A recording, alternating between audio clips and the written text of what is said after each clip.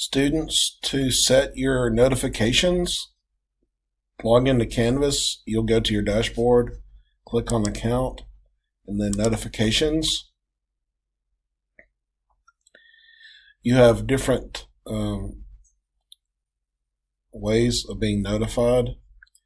So you want to go over here and look at due date. The check mark means you'll be notified right away.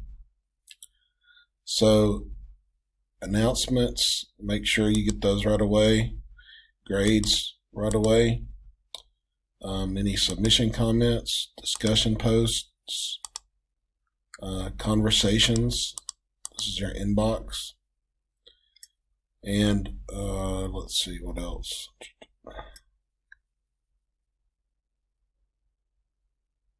These are all up to you. I want to do the due date as well. If you scroll over, it will tell you what it means.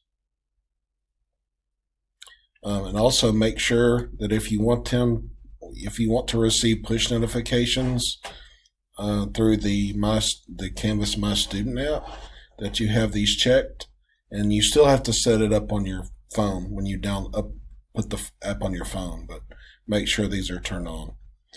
And there is no saving on this page, so once you check them, you're fine. And so that's how you set up your notifications.